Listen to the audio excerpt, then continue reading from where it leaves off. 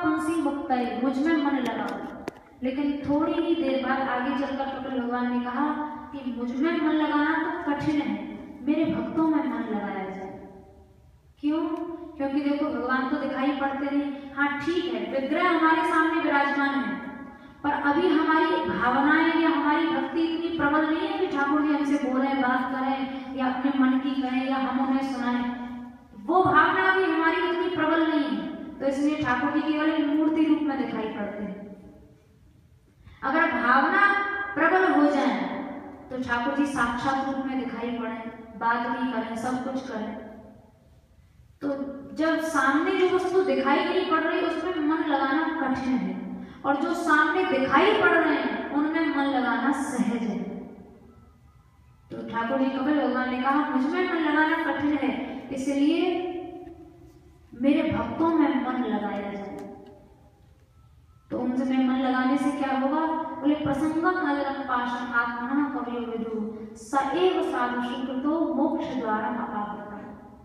मेरे भक्तों में मन लगाया और मुझ में मन लगाया, बराबर है। व्यास जी महाराज ने तो अपने पद में कहा है, सांचे मंदिर हरि के संत। चलते फिरते भगवान तो भगवान की भक्ति ही है, भक्तों के रूप में ही भगवान हम लोगों के सामने आते हैं, और हम लोग उनकी उपेक्षा कर दें, उनकी अवहेलना कर दें, तो ये अपराध हम लोगों के द्वारा होता है। तो कपिल भगवान ने पहले अपने में मन लगाने को कहा, लेकिन जब देख लिया कि मुझ में मन लगाना कठिन है, तो बोले भक्तों में मन लगाओ। भक्त तो दिखते भी हैं सामने, उनसे मन की बात कह भी सकते हैं, उनसे बैठकर सत्संग भी कर सकते हैं, सब कुछ कर सकते हैं। श्री कुंभन दास जी महाराज अष्टछाप के कवि हुए हैं, बड़े सिद्ध भक्त हुए हैं। श्रीनाथ जी साक्षात उनके साथ आकर खेलते थे, कुंभन दास जी के साथ। एक दिन कुंभन दास जी उदास बैठे थे। श्रीनाथ जी ने कहा कुंभन दास जी, मैं आपके साथ रोजाना आकर खेलता हूँ, फिर भी आप उदास क्यों रहते हो? कुंभन दास जी बोले प्रभु आप तो थोड़ी देर को आते हो, चले जाते हो, आपके आने जाने से मुझे कोई प्रसन्नता नहीं होती। आप मुझे किन्हीं ऐसे भक्तों का संग प्रदान करो जिनका संग कभी छूटे ना, क्योंकि आप तो थोड़ी देर आओगे, फिर मंदिर में बज जाएगी घंटी, आपको जाना पड़ेगा। भक्त संग मुझे प्रदान करो। तो ठाकुर जी की कृपा से कुंभन दास जी के पुत्र हुए चतुर्भुज दास जी। बोले तुम्हें तुम्हारे बेटे के रूप में ही मैं सत्संग दूंगा। ठाकुर जी की कृपा से उनका जन्म हुआ था चतुर्भुज दास जी का, और जन्म से ही ये सत्संग करने लग गए। पालने में बच्चा छोटा सा होता तो पालने में मैया सुला देती, पालने में लेटे लेटे ही सत्संग किया करते थे अपने पिता के साथ, कुंभन दास जी के साथ।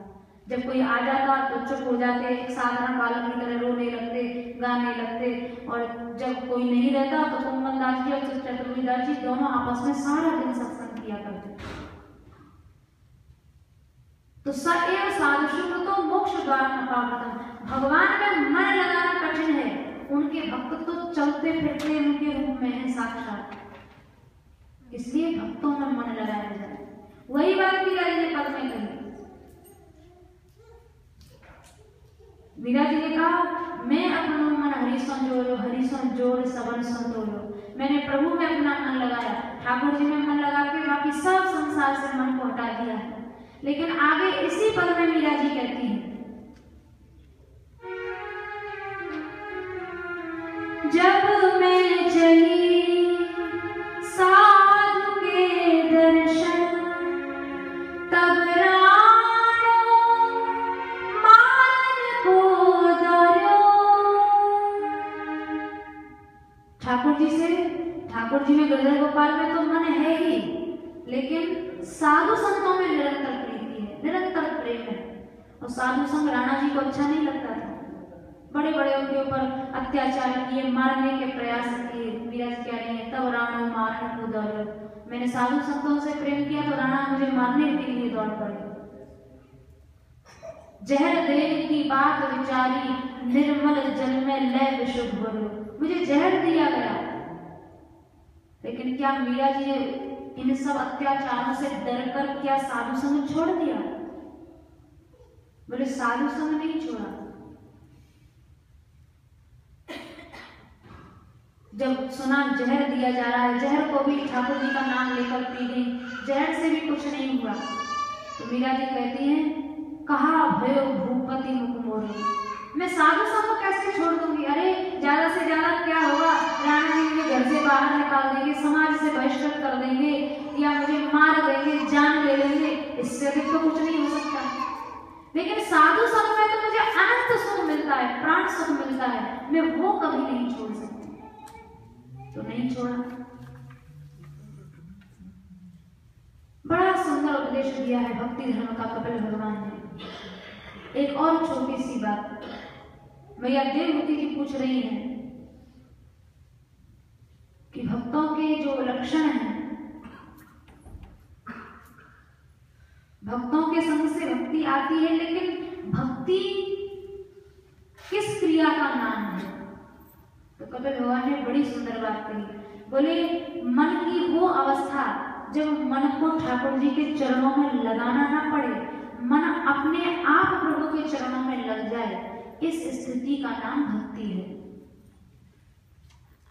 लेकिन अभी हम लोगों की स्थिति ऐसी नहीं है कि भाई अपने आप लगाए या बिना लगाए ठाकुर जी के चरणों में मन लग जाए। अभी तो मन को लगाना पड़ेगा, फिर लगाते लगाते ऐसी फिर एक सिद्ध अवस्था आ जाएगी कि फिर मन लगे बिना रहेगा नहीं। लेकिन प्रारंभ में तो लगाना पड़ेगा मन को, बार बार समझा के बुझा के उसको निग्रह करके मन को संयमित करके लगाना पड़ेगा। सत्व एवं मनसो वृत्ति स्वाभाविक क्रिया, जब मन की सहज प्रवृत्ति भगवान में हो जाएगी तो समझ लो अब भक्ति की कुछ प्राप्ति हुई है। इस भक्ति की क्या महिमा है? तो बोले सिद्धे गरीयसी अनिमित्ता भागवती भक्ति। ठाकुर जी की निष्काम भक्ति जो है वो मोक्ष से भी बड़ी है, मुक्ति से भी बड़ी है। इसलिए भक्त लोग मुक्ति ना चाहकर भक्ति चाहते हैं। मुक्ति निरादर भक्ति लोभाने। क्यों? भक्तों को जो सुख मिला वो मुक्तात्माओं को या जो मुक्त हो गए मुक्त पुरुषों को वो सुख नहीं मिला। अब देखो ब्रज गोपियों को देखो, ब्रज गोपियों ने क्या किया? मोक्ष की कामना नहीं की, मुक्ति की इच्छा नहीं की, लेकिन उन्हें भगवत प्राप्ति हो गई। और ठाकुर जी को जैसे चाहे गोपियों ने नचाया, जैसे चाहे नचाया। कभी कह रही हैं लाला हमारी हेल को चुराए दे, गोबर की हेल गोबर लेके जा रही है, तो ठाकुर जी गोबर की हेल चुरा रहे हैं। गोपी से कह रहे थे ऐसे कोई फ्री में थोड़ी हमको एक तेरी हेल चुराएंगे, तो हम तेरी हेल चुराएंगे तो तू इसके बदले में हमें क्या देगी? बोले तू जितनी हेल चुराएगा, हेल माने वही परात होती है जिसमें गोपियां कहीं गोबर डालने जा रही है, कहीं कोई कार्य करने जा रही है, तो हमें क्या दोगी इसके बदले? तो गोपी बोली तू जितनी हेल चुराएगा मैं उतने ही माखन की लौंदा तुझे दूंगी। तो माखन की लौंदा देंगे, अब गिनेगा कौन कि मैंने कितनी हेल चुराई? तो गोपी बोली देखो जब जितनी हेल चुराओगे उतने गोबर के ठप्पा में तुम्हारे गाल पे लगा दूंगी। तो एक हेल चुराते तो एक गोबर का ठप्पा गाल पे लगा देती, दूसरी हेल चुराते तो दूसरा ठप्पा लगा देती। तो जितनी हेल चाहते उतने ही माखन के उनको लौंदा मिल जाते, तो बड़े ठाकुर जी खुश हो जाते। तो मोक्ष जो जिन्हें मुक्ति मिल गई है, मुक्त पुरुषों को ये सौभाग्य नहीं मिला जो ब्रज गोपियों को मिला। तो ब्रज गोपियों में ऐसी क्या थी? प्रेमा भक्ति थी, भक्ति थी गोपियों के अंदर। तो उस भक्ति के कारण अनिमित्ता भागवती भक्ति सिद्धे गरीयसी। मुक्त आत्माओं को जो सौभाग्य नहीं मिला वो भक्तों को सौभाग्य मिला, ब्रजवासियों को सौभाग्य मिला। यशोदा मैया जो भगवान सारे संसार को चाहे तो संकल्प में बांध दे, संकल्प में मुक्त कर दे, और वो उस भगवान को, उस जगदीश्वर, उस परात्पर ब्रह्म को यशोदा मैया ने मुखन से बांध दिया। क्या कोई मुक्तात्मा, कोई मुक्त पुरुष बांध पाया भगवान को? आज तक कभी नहीं बांध पाया, और यशोदा मैया ने बांध दिया लाला को। तो भक्तों को जो सौभाग्य मिला वो मुक्तों को कभी नहीं मिला। इसलिए सिद्धे गरीयसी, मुक्ति से श्रेष्ठ है ठाकुर जी की भक्ति, भगवान की भक्ति। आगे अष्टांग योग बताया है, सांख्य शास्त्र बताया है, लेकिन हम लोग तो जो मुख्य प्रकरण है भक्ति धर्म। आगे माता देवहूति जी को भी जब कपिल भगवान ने पूछा कि मैंने इतना लंबा चौड़ा उपदेश दिया, मैया आप क्या समझी इसमें से? माता देवहूति जी ने कहा, मैं तो एक ही बात समझी हूँ आपके उपदेश की, यन्नाम ध्येय श्रवणाम कीर्तना यत् प्रवृणाद्यत स्मरणादपि क्वचित, जिनका नाम लेने ही नहीं सुनने मात्र से, और सुनना भी नहीं स्मरणा, कहीं बैठे हैं और ठाकुर जी की याद आ गई, उनके नाम की याद ही आ गई। तो अगर कोई चांडाल भी है तो ठाकुर जी के नाम को याद करने मात्र से वो चांडाल भी ब्राह्मण से कहीं अधिक पूज्य हो जाता है। ते पुस्तपस्ते जोगु ससुरालया, ना उसे तप करने की आवश्यकता रहती, ना उसे यज्ञ करने की आवश्यकता, किसी साधन की आवश्यकता नहीं। अरे ठाकुर जी का नाम जिह्वा पर विराजमान हो गया, सब तीर्थ हो गए, सब यज्ञ हो गए, सब साधन हो गए। शोभज वाल्मीकि थे, जाति से चांडाल थे, लेकिन भक्ति के कारण वो प्रभाव उनके अंदर आया। एक बार महाराज युधिष्ठिर जी ने यज्ञ किया, बहुत विशाल यज्ञ किया, बड़े बड़े संत आए, सबको प्रसाद करवाया, सबको संतुष्ट किया, सबका बड़ा सत्कार किया। तो ठाकुर जी ने क्या किया, एक शंख रख दिया, बोले युधिष्ठिर जी अगर आपका यज्ञ सफल हो जाएगा तो ये शंख बज जाएगा, और अगर सफल नहीं हुआ, ये नहीं बजा, इसका मतलब यज्ञ सफल नहीं हुआ। तो बड़े बड़े संत आए, सबने प्रसाद पाया, सबका बड़ा सत्कार हुआ, लेकिन शंख जो था वो बजा नहीं। युधिष्ठिर जी सब तो विचार में पड़ गए, भाई यज्ञ सफल नहीं हुआ, इतना द्रव्य खर्च हुआ, सब कुछ हुआ, पर यज्ञ क्यों नहीं सफल हुआ। तो ठाकुर जी से पूछा, प्रभु ये तो शंख तो बजा ही नहीं। बोले शंख कैसे बजेगा, अभी एक महापुरुष है जो नहीं आए हैं तुम्हारे यज्ञ में। भगवान इस लोक के तो सब साधु संत आ गए हैं, ऐसा लगता है वो महापुरुष किसी दूसरे ही लोक में होंगे। बोले नहीं, दूसरे लोक में नहीं, वो तुम्हारे यहाँ ही रहते, तुम्हारे नगर में ही रहते हैं। अब तो और आश्चर्य, ठाकुर जी बोले तुम्हारे नगर में रहते हैं और सुबह संध्या दोनों समय तुम्हारे द्वार पर भी आते हैं। अब तो युधिष्ठिर जी को और भी आश्चर्य हुआ, बोले प्रभु आप कृपा करके बताएं वो कौन से सिद्ध पुरुष हैं जिनके आने से हमारा यज्ञ सफल हो। तो प्रभु बोले देखो वैसे हमें बताना तो नहीं चाहिए, क्योंकि वे बड़े छिपे हुए भक्त रहते हैं, यदि हम तुम्हें बताएंगे तो उन्हें कष्ट भी होगा हमें, लेकिन भगवान मेरा हमारा भी तो यज्ञ सफल होना चाहिए। तो युधिष्ठिर जी के पूछने पर भगवान ने कहा वो है शोभज वाल्मीकि जी, शमशान में रहते हैं जहां मुर्दों को जलाया जाता है, और वेश से लगेगा नहीं कि इतने सिद्ध पुरुष होंगे। जाओ अर्जुन और भीम को भेजो बुलाकर लाएं, लेकिन सावधान रहें उनके अशुभ वेश आदि से उनमें कहीं अपराध बुद्धि ना हो जाए, उनमें दोष बुद्धि ना हो जाए। तो भीम और अर्जुन को भेजा, सावधान होकर जाना, साधु संतों को उनके वेश से नहीं पहचाना जाता है, साधुता से। साधुता हृदय का धर्म होती है, साधुता से, साधु लक्षणों से साधुओं को पहचाना जाता है।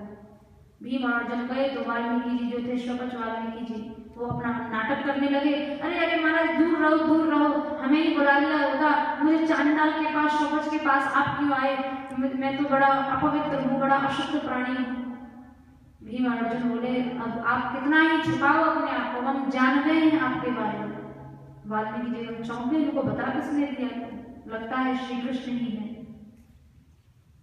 प्रार्थना किए भीम और अर्जुन आप पधारे हमारे यज्ञ में, यज्ञ नहीं तो सफल नहीं होगा।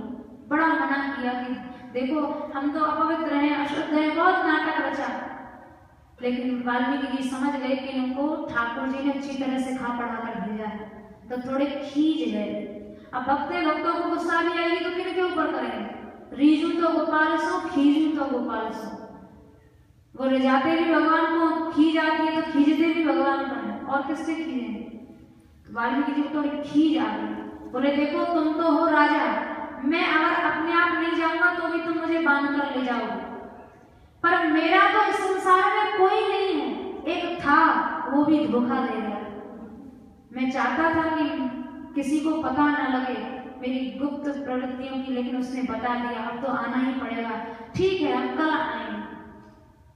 तो इधर युधिष्ठिर जी ने महारानी द्रौपदी को आज्ञा किया, बड़ा सुंदर पाक कार्य जानती थी, रसोई बनाना बहुत सुंदर जानती थी द्रौपदी जी।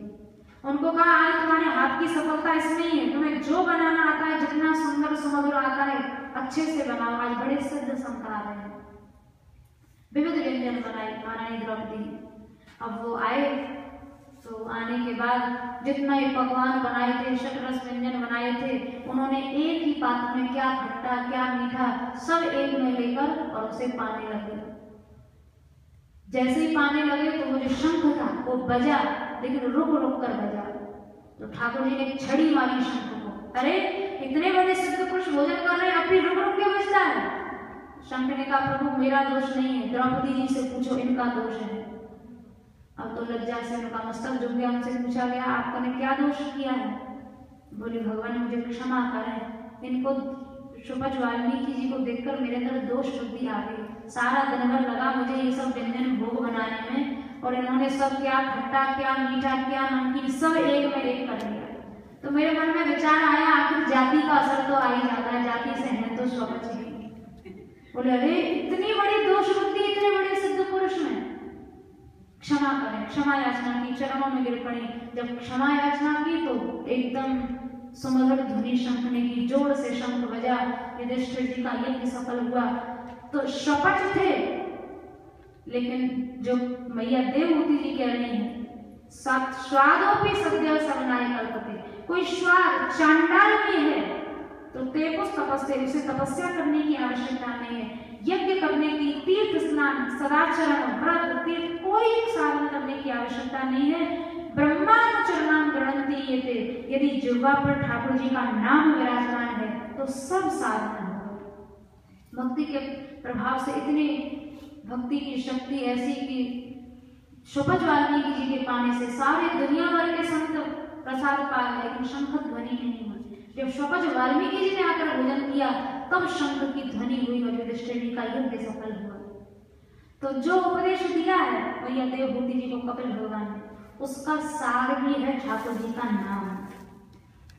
संपूर्ण भागवत के सभी प्रकरण, उनको यदि उलट पुलट कर देखा जाए, उनकी यदि उनका सार देखा जाए तो संपूर्ण भागवत का सार है भगवान का नाम संकीर्तन, ठाकुर जी का नाम संकीर्तन।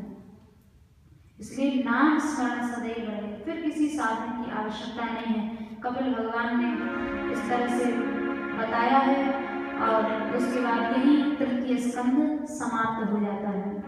2 मिनट हम लोग नाम संकीर्तन करेंगे और उसके बाद चतुर्थ स्कंद की कथा में प्रवेश करेंगे।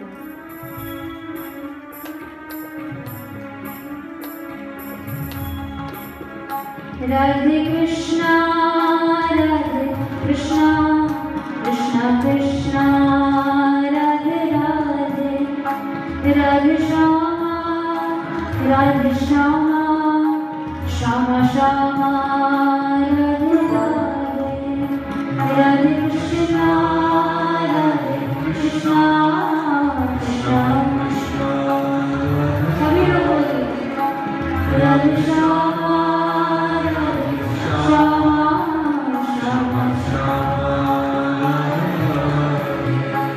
राधे कृष्णा कृष्णा कृष्णा राधे राधे, राधे श्यामा श्यामा श्यामा राधे राधे, राधे कृष्णा कृष्णा कृष्णा राधे राधे, राधे श्यामा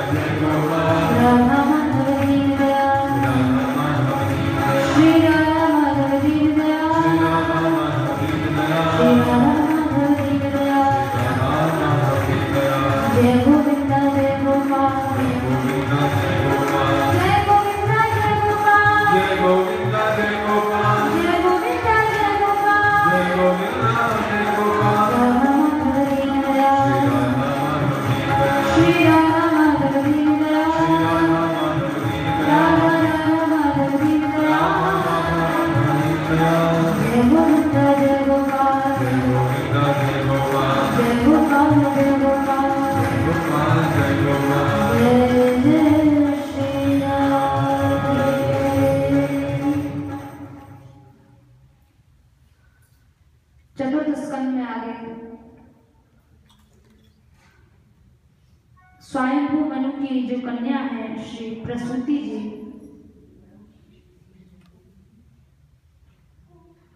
इनसे सती जी का प्राकट्य हुआ है। सती जी का चरित्र सुनाया है आगे। सती जी जो भगवान शंकर की अर्धांगिनी है, एक बार इनके पिता दक्ष ने शंकर जी का अपमान किया, महदापराध लगा, उसके कारण प्राण परित्याग हुआ। शंकर जी का अपराध करने से सती जी को इतना कष्ट हुआ कि हमारे पिता ने भगवान शंकर का अपराध किया कि सती जी ने अपने प्राण छोड़ दिए। लेकिन निष्ठा ऐसी अनन्य थी कि सती जी ने ही फिर उनका अगला जन्म श्री पार्वती जी के रूप में हुआ और पुनः भगवान शंकर की प्राप्ति हुई। सती चरित्र सुनाया है आगे, फिर ध्रुव चरित्र भी सुनाया है। ध्रुव उपाख्यान भागवत जी का ये भी बड़ा प्रसिद्ध उपाख्यान है। ध्रुव उपाख्यान में सबसे जो महत्वपूर्ण बात है वो है मैया सुनीति की शिक्षा। स्वयं मनु के पुत्र हैं उत्तानपाद, जिनकी दो रानियां सुनीति और सुरुचि। सुनीति बड़ी रानी है, सुरुचि छोटी है। सुनीति के पुत्र ध्रुव और सुरुचि के पुत्र उत्तम है। लेकिन सुरुचि जो है वो सौंदर्य उनका अधिक है, सुंदर अधिक है, तो महाराज उत्तानपाद सुरुचि से अधिक प्रेम करते हैं। लेकिन सुनीति जो है ये परम वैष्णवी है, बड़ी भक्त है। एक बार सुनीति जी के पुत्र ध्रुव राज्य सभा में गए, देखा वहां सिंहासन पर पिताजी विराजे हुए हैं, पिता की गोद में हमारा भाई उत्तम खेल रहा है। तो बालकों का स्वभाव होता है, जहाँ अपनी उम्र के बालक दिखाई पड़े तो सहज में उनके साथ खेलने की इच्छा होती है, बाल स्वभाव। ध्रुव जी की भी इच्छा हुई कि मैं अपने भाई उत्तम के साथ खेलूं। जैसे ही ध्रुव जी वहां गए तो जो विमाता थी सौतेली मां सुरुचि, उसने हाथ पकड़कर जोर से झड़क दिया और ये कहते हुए कि ध्रुव, तुम छोटे से बालक हो और अभी से सिंहासन पर बैठने की इच्छा हो गई। देख, तू है अभागा, तूने अभागिन के गर्भ से जन्म लिया है। सुनीति का तो इस राज्य में कोई रानी की तरह सम्मान ही नहीं, इसलिए इस राज्य का, इस गद्दी का जो उत्तराधिकारी है वो मेरा पुत्र उत्तम है। जा, अगर तुझे राज्य गद्दी की इच्छा है तो जंगल में जाकर भजन कर, और भगवान वरदान मांगने को कहें तो उनसे मांगना कि मुझे सुरुचि मैया के गर्भ से जन्म मिले। जब तू मेरे गर्भ से जन्म लेगा तब इस सिंहासन पर बैठने का अधिकारी होगा। तो ध्रुव जी को भरी सभा के बीच मान और अपमान, इसका अनुभव तो सबको होता है। बड़ा उन्हें लगा कि मेरा बड़ा अपमान हुआ है, एकदम रुदन करने लगे, कमल सनी के नेत्रों में एकदम अश्रुपात होने लगा, आंसू बहने लगे। आश्चर्य की बात कि पिता ने भी सम्मान नहीं दिया कि लेकर गोदी में बालक को बिठाएं या समझाएं, बुझाएं, आंसू पोंछ लें। पिता भी कुछ नहीं बोले। ध्रुव जी महाराज अपना रुदन करते हुए मैया सुनीति के निकट गए। वहां सुनीति माता ने जो सुंदर शिक्षा दी है, बहुत प्रसिद्ध शिक्षा है।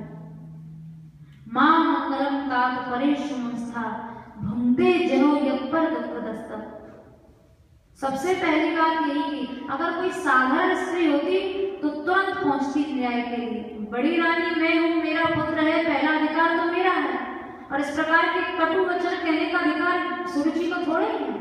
तुरंत जाती, अपना वो भी भाग मांगती, उत्तराधिकार मांगती। लेकिन बड़ी भक्त है सुनीति मां, और उनकी भक्ति का जो आदर्श है उसका प्रभाव ध्रुव जी के ऊपर पड़ा, और उसी प्रभाव से ध्रुव जी को साक्षात भगवत धाम की प्राप्ति हुई है। माता सुनीति ने कहा, देखो पुत्र, जैसे मैं तुम्हारी मां हूं वैसे ही सुरुचि भी तुम्हारी मां है। अरे मां प्यार करती है तो कभी डांट फटकार भी देती है, उसमें इतना बुरा मानने की आवश्यकता नहीं है। तुम किसी के प्रति मन में अमंगल की भावना मत लाओ। जो दूसरे को मंगल देते हैं उनको ठाकुर जी देखते हैं, वो भी उन्हें कष्ट फिर प्रदान करते हैं, कष्ट के समुद्र में भेज देते हैं। और तुम्हारी मां ने तो कोई दुर्वचन नहीं कहा, उसने तो तुम्हें सच्ची शिक्षा दी है जो आज तक मैं भी तुम्हें नहीं दे पाई। वस्तुतः मानव जीवन बिना ही भजन के लिए है। अब तुम इतने बड़े बालक हो गए, 5 वर्ष के, ज्यादा अवस्था नहीं है, लेकिन सुनीति मैया कह रही है 5 वर्ष की अवस्था हो गई है तुम्हारी, अरे भजन तो जन्म से ही करना चाहिए।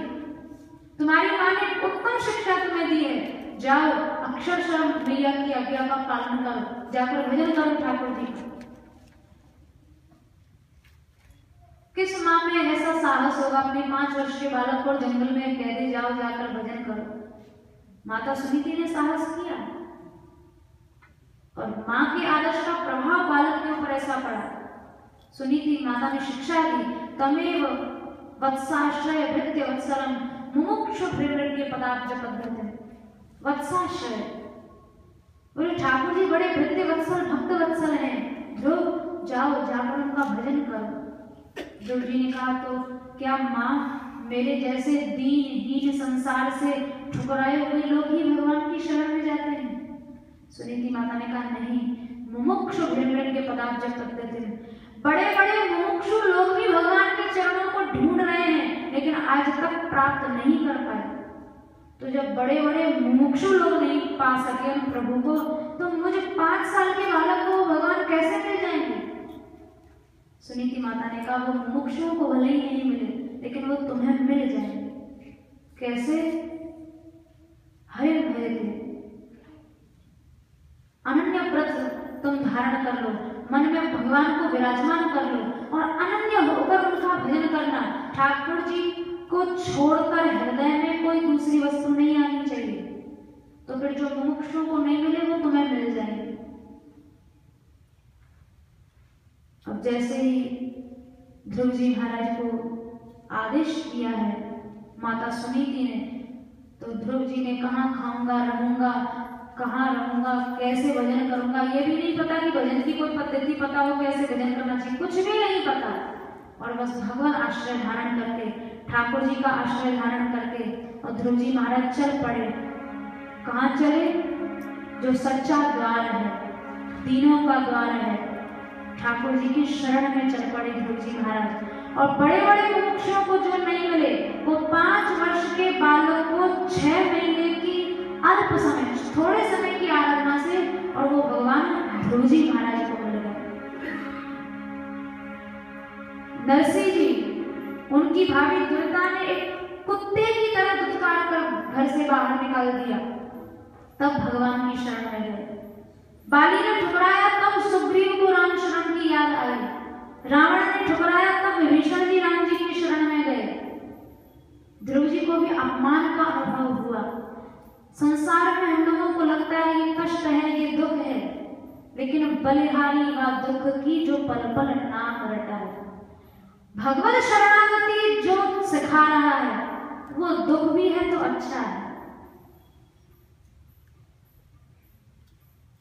तो ठाकुर जी की शरण में, भगवत शरण में, जो सच्ची शरण है, जो सच्चा द्वार है, वो ध्रुव जी महाराज ने पकड़ा। छोटे से 5 वर्ष के बालक और मन में ठाकुर जी का आश्रय धारण करके भगवत भजन के लिए निकल पड़े। तेरा ही द्वार सच्चा, दीनों का द्वार है, तेरा ही द्वार सच्चा, दीनों का द्वार है, तेरा ही द्वार सच्चा, दीनों का द्वार है, तेरा ही द्वार सच्चा, दीनों का द्वार है।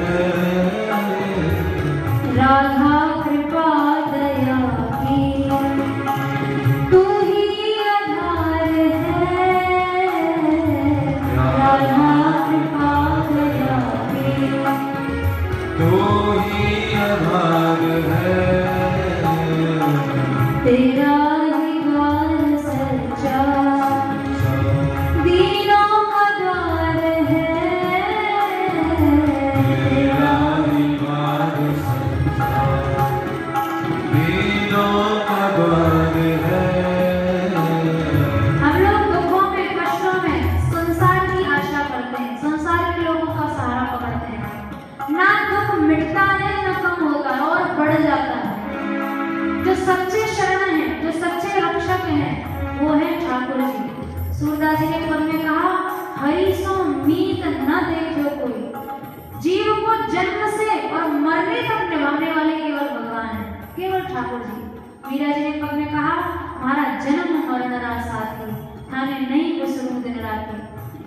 जन्म से और मृत्यु तक जीव को निभाने वाले केवल भगवान हैं, इसलिए उन्हीं की शरण लेनी चाहिए।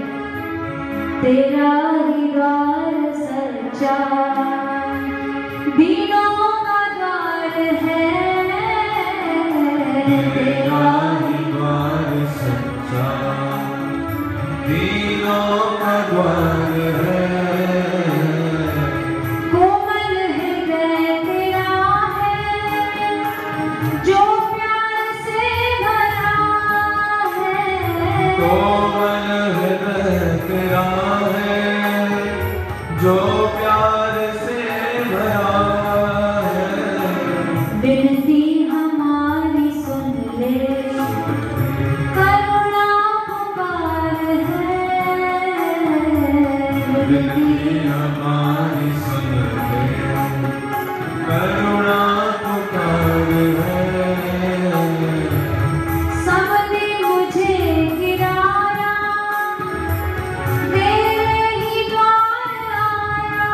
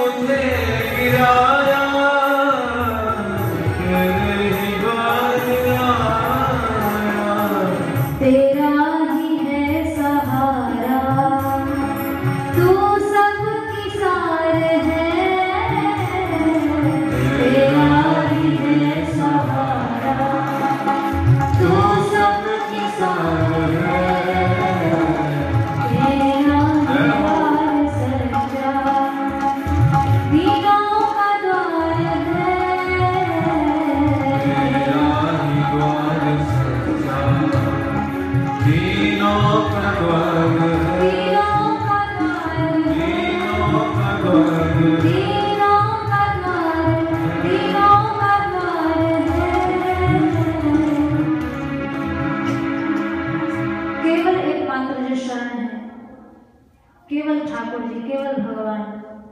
हम लोग कष्टों में संसार की याद करते हैं, हम लोग संसार के जीवों को पकड़ते हैं, जिससे दुख नष्ट होने की बजाय, मिटने की बजाय, कम होने की बजाय और दुख के सागर में पहुंच जाते हैं।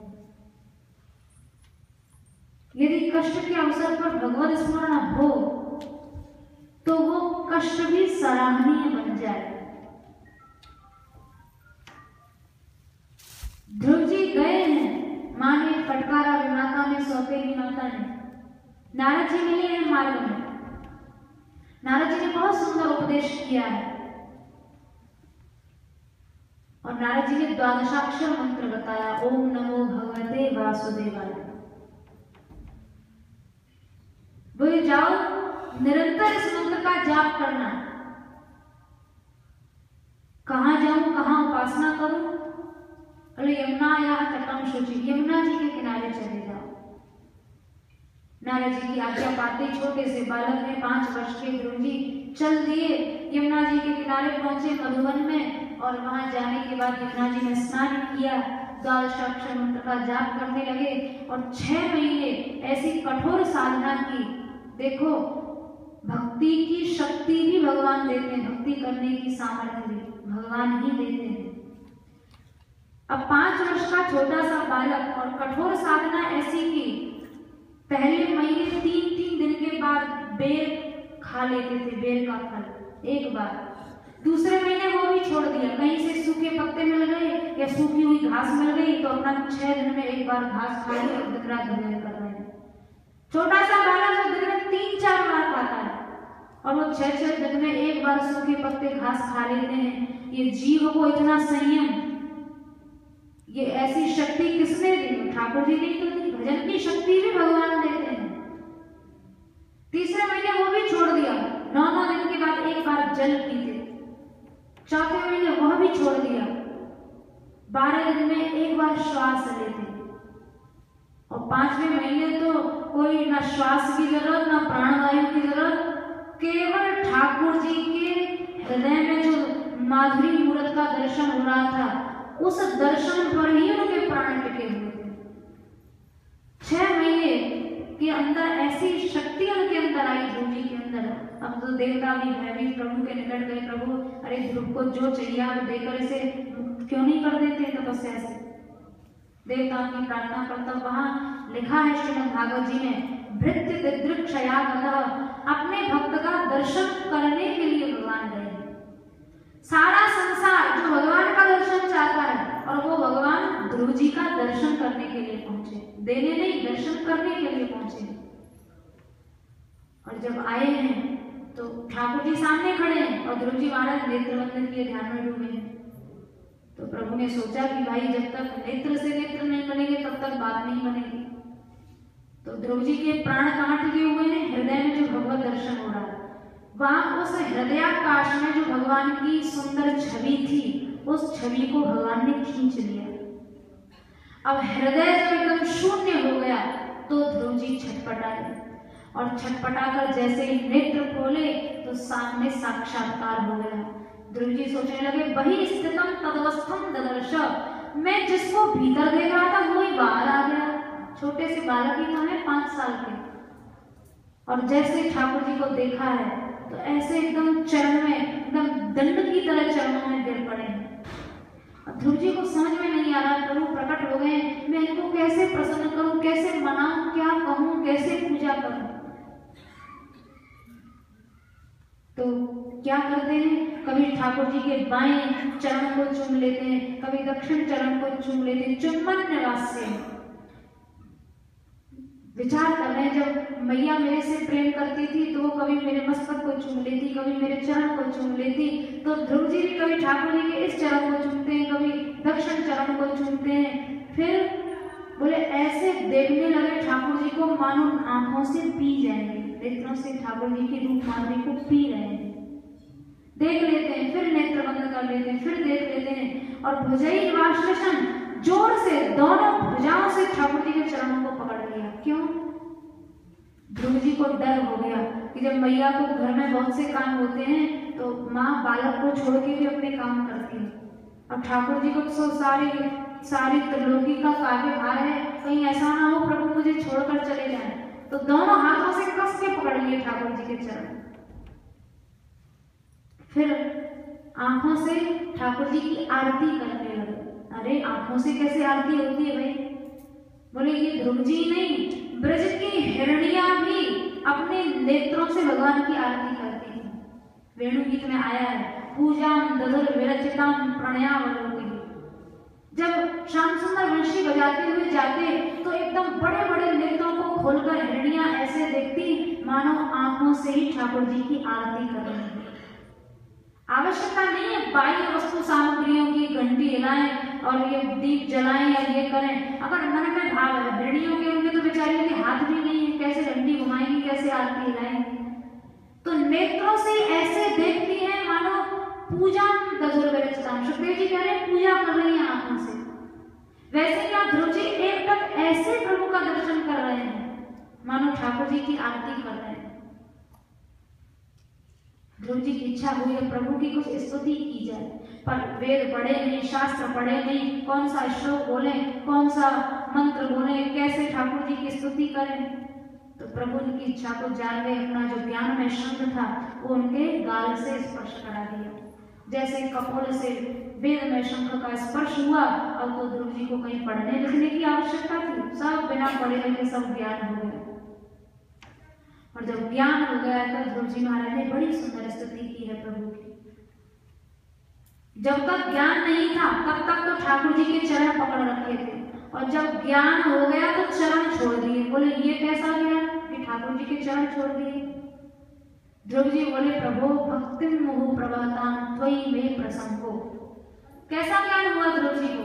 ध्रुव जी बोले भगवान आप अगर जाना चाहो तो अभी चले जाओ, अब मुझे कोई डर नहीं है आपके जाने आने का, पर एक चीज देते जाओ, जिन भक्तों के हृदय में भक्ति रूपी गंगा का निरंतर प्रवाह होता है, ऐसे भक्तों में मेरा मन चिपक जाए, मेरा मन लग जाए, तो उससे क्या होगा?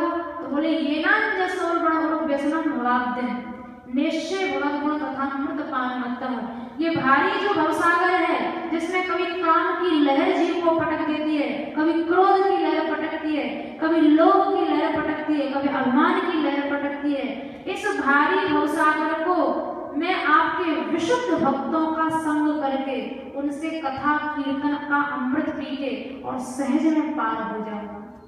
आप तो अभी नहीं जाएंगे तो 10 मिनट बाद जाएंगे, 20 मिनट बाद, आप तो जाएंगे तो जाएंगे ही, लेकिन आप ऐसे भक्तों का संग मुझे दे दें जिनमें निरंतर भक्ति रूपी गंगा बहती रहती है, उनमें मेरा मन लग जाए। ये ज्ञान ध्रुव जी को हो गया, यानी भक्त संग की महिमा का ज्ञान हो गया कि ठाकुर जी के संग से कहीं अधिक श्रेष्ठ है भक्तों का संग। प्रभु बड़े प्रसन्न हुए, बोले तुम्हें निरंतर सत्संग मिलेगा, चिंता ना करो ध्रुव, लेकिन अभी तुम जाओ 36,000 वर्ष तक राज्य शासन करो। ठाकुर जी कहकर आदेश देकर चले गए हैं और ध्रुव पद का उन्हें अधिकारी बना दिया है, लेकिन भगवत प्राप्ति के बाद भी ध्रुव जी को मन में कष्ट हुआ। अरे ठाकुर जी मिल गए, अब क्या मिलना बाकी था? फिर कैसा कष्ट हुआ ध्रुव जी को? बोले ये कष्ट इस बात का था कि एक छोटी सी कामना ने और मुझे 36,000 साल के लिए भगवान से दूर कर दिया। एक राज्य की वासना। ध्रुव जी का कोई एक जन्म का भजन नहीं था, पूर्व जन्म में बहुत बड़े भजनानंदी पुरुष थे ध्रुव जी महाराज, और इतना भजन किया, इतना भजन किया कि भगवान से योग होने वाला था, भगवान मिलने वाले थे। लेकिन उसी समय क्या हुआ, जिस जंगल में भजन कर रहे थे वहां किसी एक राजा की सवारी निकली, बड़े बाजे गाजे के साथ, सैकड़ों हाथी चल रहे हैं, घोड़े चल रहे हैं और बहुत धूमधाम से सवारी निकल रही थी। तो ध्रुव जी जो थे वो भजन कर रहे थे वहां, पूर्व जन्म की बात है, और भगवान बस मिलने वाले थे। तब तक वो सवारी निकली और मन में इच्छा हुई अगर मैं भी राजा का बेटा होता तो मेरे भी यही वैभव, यही ठाट बाट होता। भगवान मिलने वाले थे और बस कामना आई और जन्म का अंतराल पड़ गया। फिर अगले जन्म में भी कोई राज्य की वासना हुई फिर भगवान मिल भी गए, लेकिन फिर 36,000 वर्ष तक दूर होना पड़ा। और 36,000 वर्ष के बाद भी उनको ध्रुव पद मिला। वो भी भगवत धाम नहीं है, ध्रुव पद है, जहाँ योगी नहीं पहुंच पाते, दिव्य धाम है। बड़े बड़े योगियों की गति नहीं होती, सप्तर्षि जिसकी परिक्रमा करते हैं, उस ध्रुव पद पर विराजे और अनंत काल तक उस पद पर रहने के बाद कहीं जाकर आपको भगवान की प्राप्ति होगी। यानी कामनाएं, ये इतनी बड़ी जीव की शत्रु हैं, इतनी बड़ी ये बैरी हैं कि भगवान मिल भी जाए तो मिलने के बाद फिर दूर हो जाते हैं। इसलिए कहा कामना और वासनाओं को नष्ट करके जही शत्रु महाबाहो काम रकुम दुरासनम। भगवान ने गीता जी में कहा जही शत्रु महाबाहो, अर्जुन ये जही माने एकदम मार डालू कामनाओं को, और नहीं तो भगवान मिल भी जाएंगे, मैं मिल भी जाऊंगा तो भी दूर हो जाऊंगा। बहुत बड़े, इनको बहुत बड़े महापाप कहा है। कामना पापों की जननी है, कामना से ही सब पाप पैदा होते हैं। ठाकुर जी कृपा करें तभी निष्कामता आ सकती है, कामनाओं से चित्त शून्य हो सकता है।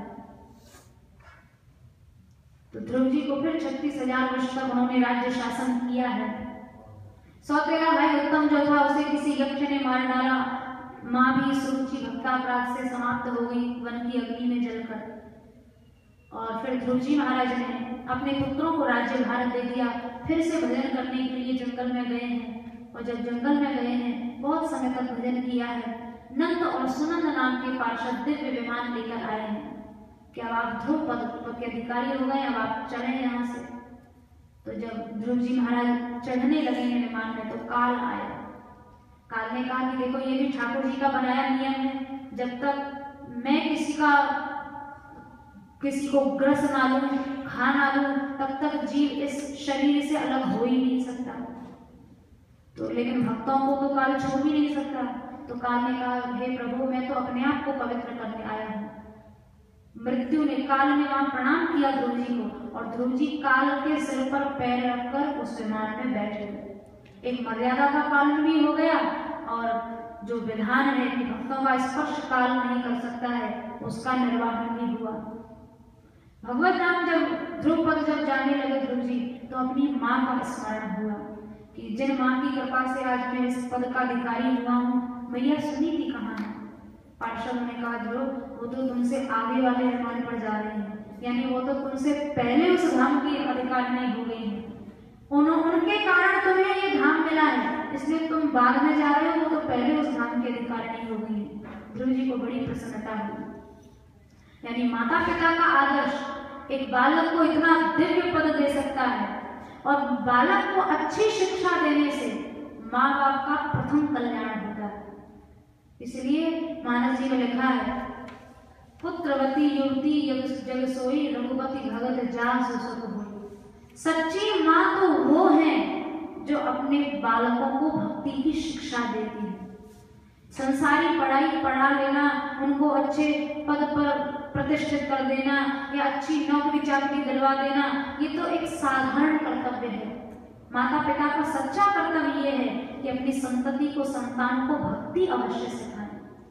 नहीं तो ऋषभदेव जी महाराज ने तो 5वें स्कंद में कहा है निपात यम नष्ट दृश्यम ही करते। पेट भरना सिखाना अपने बालक को ये माँ बाप का कर्तव्य नहीं है। पेट भरना सिखाना तो एक बिल्ली भी अपने बालक को चूहा मारना सिखा देती है। मात पिता बालक ही बुलावई उदर भरे सोई सिखावे। पेट भरना सिखाना माँ बाप का धर्म नहीं है। सच्चा जो धर्म है, कर्तव्य है, वो है भक्ति सिखाना, भक्ति की शिक्षा देना, जो आगे के जन्म जन्मांतरों को आलोकित कर देता है, प्रकाशित कर देता है। अरे नौकरी चाकरी से तो क्या होगा, इस जन्म का पेट भर जाएगा, लेकिन मरने के बाद कहाँ गए, किस योनि में गए, किस अंधकार में गए, वो बिना भक्ति के अग्रिम जन्म नहीं सुधरने वाला। प्रथम कर्तव्य है भक्ति की शिक्षा देना। और ऋषभदेव जी तो कह रहे हैं जो भक्ति की शिक्षा नहीं दे रहे वो माँ बाप नहीं है, वो तो समझो अपने बालकों के आंख फोड़कर उन्हें गड्ढे में डाल रहे हैं। वो माँ बाप नहीं, वो हत्यारे हैं। भक्ति सिखाना माँ बाप का सच्चा धर्म और प्रथम कर्तव्य है। इसलिए आपकी संतति में, संतान में भक्ति हो, इस विषय पर, इस बिंदु पर अवश्य ध्यान देना चाहिए। बालकों के अंदर भक्ति है कि नहीं है, और बाल्यकाल में जो संस्कार पड़ जाते हैं वो आगे तक रहते हैं। जैसे लकड़ी अगर गीली हो तो उसे जिधर मोड़ोगे मुड़ जाएगी, और कहीं सूख गई तो वो टूट जाएगी लेकिन मुड़ नहीं सकती है। बाल्यकाल वो अवस्था है जिस दिशा की ओर बालक को लगा दिया, जो प्रारंभ से सिखा दिया, वो संस्कार पड़ जाएंगे। और बाल्यकाल में भक्ति सिखाई नहीं, फिर बड़े हो गए, बच्चे माँ बाप की उपेक्षा कर देते हैं, बात नहीं मानते, माँ बाप सिखाएंगे तो उनको पागल समझते हैं, मूर्ख समझते हैं। देखो क्या ठाकुर जी का नाम लेना और ये झांझ बजाना और ये सब सिखा रहे हैं, पागलपन के काम, उपेक्षा कर देते हैं। तो बाल्यकाल से ही भक्ति धर्म की शिक्षा दी है, बचपन से ही भक्ति सिखाई जाए, थोड़े थोड़े अंश में सिखाई जाए। मंदिर में आए हैं, बालक को सिखाएं प्रणाम किया जाए, कुछ खाने बैठे बालक को सिखाएं कि 2 मिनट ठाकुर जी का नाम ले लें, ओम नमो भगवते वासुदेवाय, ठाकुर जी का नाम ले लें तब प्रसाद पाएं। सवेरे उठे हैं तो उठकर पहले ठाकुर जी को प्रणाम कर लें।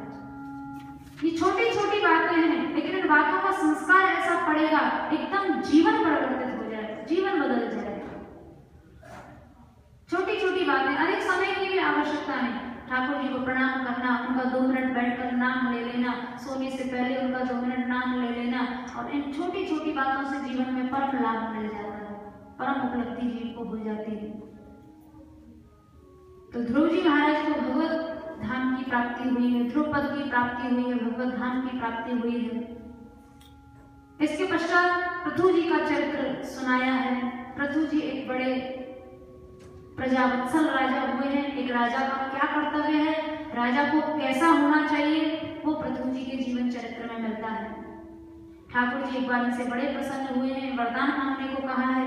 पृथु जी ने बड़ा सुंदर वरदान मांगा, बोले मुझे 10,000 कान चाहिए। ध्रुव जी के वंश में हुए हैं पृथु जी महाराज। 10,000 कान क्यों मांगे, बोले कथा रूपी अमृत को पीने के लिए अधिक से अधिक प्याले होंगे तो अधिक से अधिक कथा और नाम का अमृत पी सकूंगा। कटना युद्ध में शेवा 10,000 कान का मतलब दिन रात हमें सत्संग की प्राप्ति हो, दिन रात। क्योंकि अगर देखो घर को बंद कर दिया जाए, कितना ही बंद कर दिया जाए, लेकिन एक दिन भी यदि उसकी स्वच्छता का ध्यान नहीं रखा जाएगा तो घर एकदम कूड़ा खाना बन जाएगा। जैसे घर की स्वच्छता का ध्यान हम लोग प्रतिदिन रखते हैं, उससे कहीं अधिक आवश्यक है अपनी मन की शुद्धता का, मन की शुद्धि का ध्यान रखना। क्योंकि संसार की कोई भी वस्तु है, कपड़ा गंदा हो गया फेंक दो, नया ले आओ। घर भी जीर्ण शीर्ण हो गया तो बदल लो, लेकिन अगर ये मन रूपी मंदिर यदि मैला हो गया, ये दूषित हो गया, तो ये किस बाजार से खरीद कर लाया जाएगा। मन की शुद्धता बहुत आवश्यक है और उसका सुगम उपाय है कथा कीर्तन। इसलिए कथा कीर्तन प्रतिदिन घर में होना चाहिए। 10 मिनट बैठकर ठाकुर जी का नाम ले लिया जाए। या श्रीमद् गीता जी हैं, भागवत जी हैं, मानस जी हैं, ये सब ग्रंथ भक्तों के घर में अवश्य होने चाहिए। हम लोग इन ग्रंथों को घरों में नहीं रखेंगे तो कौन रखेगा। ये ग्रंथ घर में अवश्य होने चाहिए। अरे पाठ भी ना हो तो इन भगवत रूप ग्रंथों के रहने से ही घर तीर्थ हो जाता है। ये ग्रंथ श्रीमद् गीता जी हैं, भक्तमाल जी हैं, भागवत जी, ग्रंथ अवश्य घरों में होने चाहिए। साक्षात भगवान का रूप है ये ग्रंथ, साक्षात भगवान की वाणी है ये ग्रंथ। पृथु जी का चरित्र सुनाया है, आगे चलकर पुरंजन उपाख्यान का श्रवण कराया है, और फिर पंचम स्कंद में ऋषभदेव जी का चरित्र सुनाया है। ऋषभदेव जी कौन है, बोले स्वयं उनके जो 2 पुत्र हैं, एक तो प्रियव्रत जी और दूसरे उत्तानपाद। उनमें से जो प्रियव्रत जी हैं, प्रियव्रत जी के पुत्र आग्निद्र हुए हैं, उनसे नाभि का जन्म हुआ है। और राजा नाभि ने यज्ञ करके भगवान को प्रसन्न करके वरदान मांगा कि मुझे आपके जैसा पुत्र मिले। ठाकुर जी ने सोचा भाई मेरे जैसा कोई दूसरा कैसे हो जाएगा, मैं स्वयं तुम्हारे का पुत्र बनना चाहूंगा। तो राजा नाभि के यहाँ मुनि धर्मों को प्रकट करने के लिए स्वयं भगवान ऋषभ देव जी के रूप में आए हैं। ऋषभ देव जी का प्राकट्य हुआ है। बोले श्री ऋषभ देव भगवान की जय। ऋषभ देव जी आए हैं। इनके 100 पुत्र हैं। 100 पुत्रों को बड़ी सुंदर बहुत उत्तम शिक्षा दी। शिक्षा तो बहुत लंबी है, बहुत विस्तार से वर्णन है भागवत जी में, लेकिन संपूर्ण शिक्षा पर 2 बातों पर उन्होंने विशेष महत्व दिया है। पहली चीज भोगों का त्याग और दूसरी चीज महापुरुषों की शरणागति, संतों की शरणागति। पहली शिक्षा यही दी ऋषभ देव जी। अपनी सब प्रजाजन बैठे हैं, सब के सब बालक बैठे हैं और ये सिखाया एक राजा को प्रजा को क्या शिक्षा देनी चाहिए, एक पिता को अपने पुत्र को क्या शिक्षा देनी चाहिए, एक सदगृहस्थ को गृहस्थ धर्म का किस तरह निर्वाह करना चाहिए, सब ऋषभ देव जी ने सिखाया। साक्षात भगवान ही है। पहली शिक्षा दी नायक देहो द्वे भाजान त्रिलोके कष्टान कामान अर्हते बड़भुजांगे। बोले ये मनुष्य शरीर कुकर और शूकर, कुत्ते और शूकर की तरह केवल भोग भोगने के लिए नहीं मिला है। हम लोग सोच लेते भाई जीवन मिला है फिर दोबारा मिले ना मिले, जितना सुख पूर्वक जी लो, जितना ऐश आराम कर लो उतना बढ़िया है। अरे खाना पीना सोना जागना ये सब काम तो पशु भी करते हैं। पशुओं की तरह जीवन नहीं बिताना चाहिए। ये जीवन किस लिए मिला है? तपो दिव्यम, दिव्य तप करने के लिए। तो तप क्या करें भाई? व्रत कर लें, फलाहार करें, या केवल वायु ही पी कर रहें, पंचाग्नि तपें, या जल में शयन करें, भूमि शयन, कौन सा तप करें? पूरे शरीर को सुखाने वाले तप के लिए नहीं कहा। अरे सर्दी गर्मी सहना ही अगर तप होता तो वृक्ष भी तो सर्दी गर्मी सहते हैं, उनको भी भगवान मिल गए होते। अगर जल में रहना ही तप करना होता तो मछली तो दिन रात जल में रहती है। गुफाओं में रहना ही अगर केवल भजन होता तो चूहा भी बिल में ही रहता है। बोले ये तप नहीं। तपो दिव्यम, दिव्य तप से मतलब है भगवत संबंधी तप। और भगवत संबंधी तप क्या है? उनकी आराधना क्या है? कथा कीर्तन हो रहा है, नाच रहे हैं, गा रहे हैं, रसमयी ठाकुर जी की उपासना कर रहे हैं। इससे क्या होगा? तपो दिव्यम पुत्र का ये सत्वम, इससे बहुत जल्दी चित्त शुद्ध होगा और प्राप्ति क्या होगी? ब्रह्म सौक्षम, कृष्ण प्रेम की प्राप्ति हो जाएगी। दूसरी बात महत्वपूर्ण, महत् सेवा द्वारा आहुर विमुक्ति। महापुरुषों का संग सदैव करना चाहिए।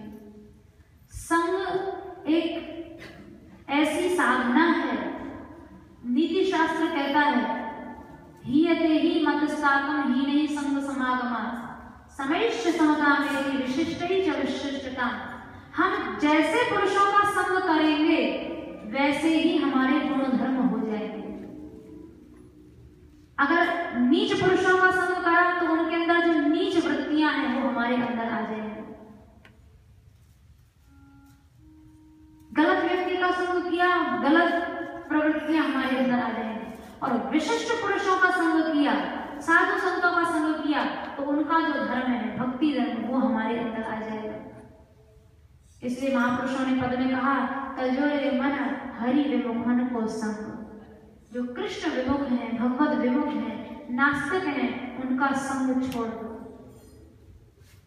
जिनको मुख देखत दुख उपजे परत देन में भंग, जिनका मुख देखने से ही कष्ट होता है। कुम्भनदास जी महाराज को एक बार अकबर ने बुलाया फतेहपुर सीकरी। कुम्भनदास जी गाते बड़ा सुंदर थे, बहुत सुंदर गाते थे।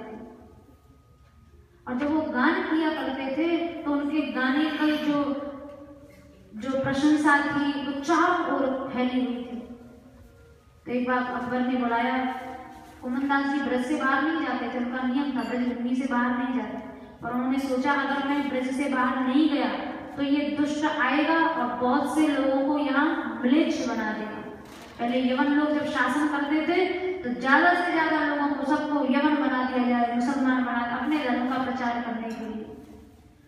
तो कुम्भनदास जी गए, लेकिन वहां जाने के बाद अकबर ने कहा आप कुछ गाइए, हमने आपके गाने की बड़ी प्रशंसा सुनी है। तो कुमनदास जी ने ऐसा विचित्र पद गाया, भक्तों को किसी से भय तो होता नहीं, किसी से डर होता नहीं, उन्हें किसी से कुछ चाहिए नहीं या लोग में आकर अकबर की प्रशंसा करें या उनके गुण गाएं। अकबर ने कहा आप बड़ा सुंदर गाते हैं, कुछ गाकर सुनाइए। बोले गाएं? हाँ गाओ। तो कुमनदास जी ने पद गाया, भगत को कहा सीकरी काम, आवत जात पनैया टूटी बिसर गयो हरे नाम। अरे यहाँ आने जाने में हमारा समय गया, गांठ की जूतियां भी चली गई, पैदल पैदल गए वो भी हमारी फट गई, किसी से लेते देते हैं, व्यर्थ में यहाँ आए। और जिनको मुख देखत दुख उपजे, ताको कर्म परी करना। ये राजा रजवाड़े, ये बादशाह, ये अकबर, तुम बैठे हुए हो, तुम लोगों का मुख देखने से ही पाप लगता है, दुख होता है, कष्ट होता है। ये भक्तों की निर्भीक वाणी है, उन्हें किसी से डर भय थोड़ी है। जिनको मुख देखत दुख उपजे, ताको कर्म परी प्रणाम, भगत को कहा सीकरी काम। तो भक्तों को कोई किसी से भय नहीं। मीरा जी ने पद में कहा, नहीं भावे थारो देश लोजी रंग रूडो, थारे दिशा में राणा साधु नहीं छे, लोग बसे सब कूड़ो। अरे जहाँ साधु संत नहीं है, बड़े बड़े राजा राजकुमार आ रहे हैं, मीरा जी बोली ये सब कूड़े हैं। साधु संत जिन महलों में नहीं, महलों की क्या शोभा है। तो ऐसे पुरुषों का कभी संग न किया जाए जिनमें भक्ति नहीं है, और नहीं तो जीवन विमुख हो जाएगा, भक्ति से विहीन हो जाएगा। ऋषभ देव जी ने बड़ी सुंदर शिक्षा दी है। आगे इनके जो पुत्र हुए हैं, 100 पुत्र थे, लेकिन भरत जी महाराज सबसे बड़े पुत्र हैं, जिनके 3 जन्मों की कथा भागवत जी में प्रसिद्ध है। भरत जी महाराज ने सब कुछ छोड़ छाड़ दिया, अकेले जंगल में जाकर भजन करने लगे।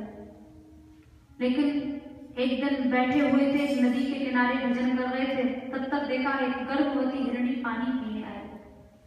पानी पिया, एक सिंह की दहाड़ सुनाई दी, तो डर के मारे जब छलांग लगाने को हुई तो वो तो मर गई, लेकिन गर्भ में जो बालक था वो नदी के जल में गिर पड़ा। भरत जी महाराज सब देख रहे थे, सोचा भी बालक अनाथ हो गया है, इसका लालन पालन करना मेरा धर्म है।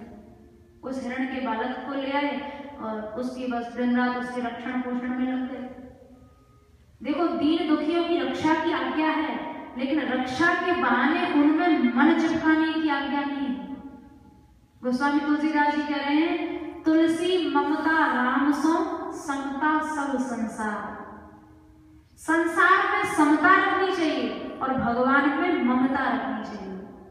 मेरापन का अधिकार तो केवल ठाकुर जी में करने को है और किसी में नहीं। इसलिए मीरा जी ने एक पद में कहा, मेरे तो गिरधर गोपाल दूसरों न कोई, मेरे तो गिरधर गोपाल तात मात भ्रात बंधु आपनो न कोई, जाके सिरमोर मुकुट मेरो पति सोई, मेरे तो गिरधर गोपाल दूसरों कोई, मेरे तो गिरधर गोपाल। भक्तों की स्थिति है, संसार में चाहे कोई कितना भी बड़ा से बड़ा संबंधी क्यों ना हो, लेकिन मेरापन करने का अधिकार कहीं नहीं है। मेरापन केवल प्रभु में किया जाए, केवल ठाकुर जी में। संतन ढिग बैठ बैठ लोक लाज खोए, चूलरी के किए टोक वनमाला बोए, मेरे तो गिरधर गोपाल। संतों में मेरापन किया, भगवान और उनके भक्तों में मेरापन किया।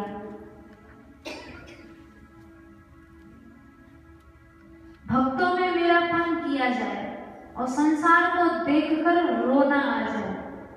हम लोग संसार को देखकर खुश होते हैं और उतना भक्तों को देखकर प्रसन्नता नहीं होती, संसारियों को देखकर प्रसन्नता होती है। और भक्तों की स्थिति उल्टी है। मीरा जी कह रही है, भगति देख राजी भई, जगत देख रोई, दासी मीरा लाल गिरधर, तारो अब मोही, मेरे तो गिरधर गोपाल, दूसरों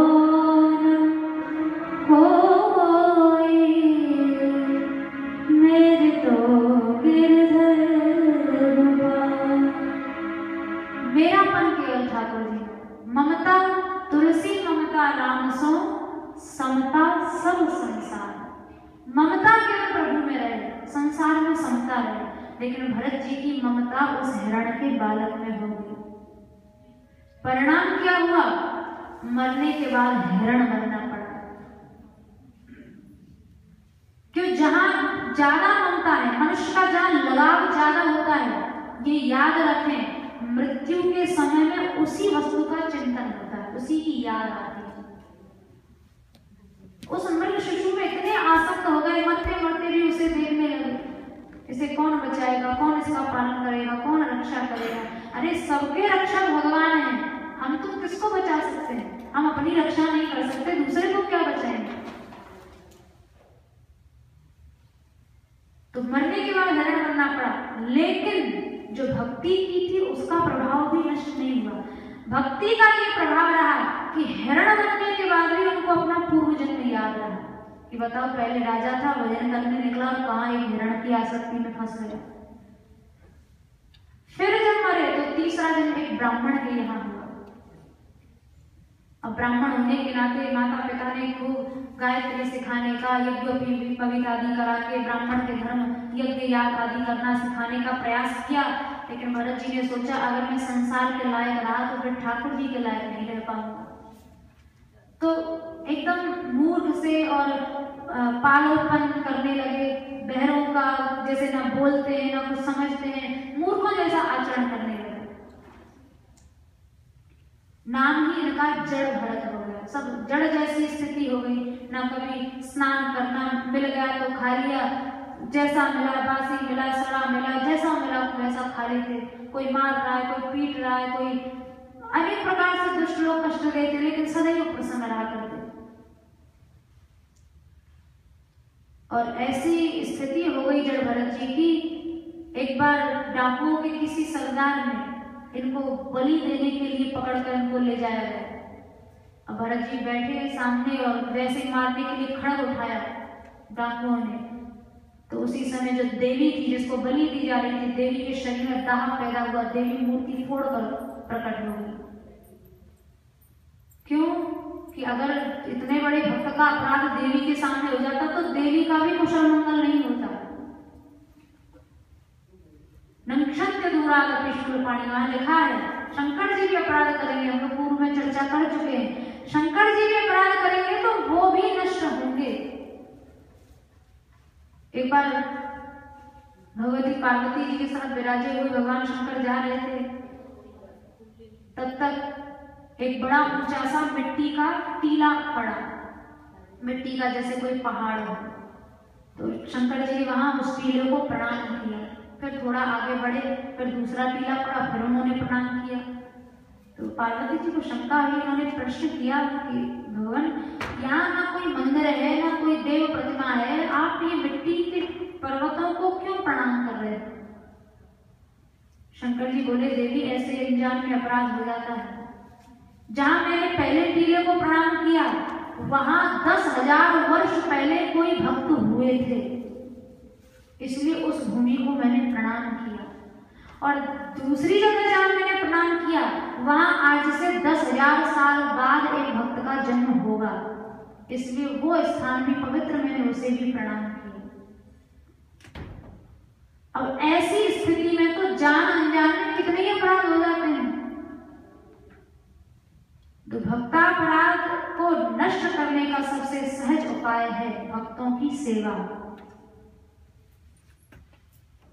नंक्षत्य दूरारप्य शूलपाणी, देवी को भी मूर्ति फोड़कर प्रकट होना पड़ा और उन सब डाकुओं को समाप्त कर दिया। यदि नहीं प्रकट होती तो देवी को भी अपराध लग जाता, उनका भी मंगल नहीं होता। आगे उन्हीं जड़ भरत जी ने राजा रघुगण को बड़ा सुंदर उपदेश दिया है।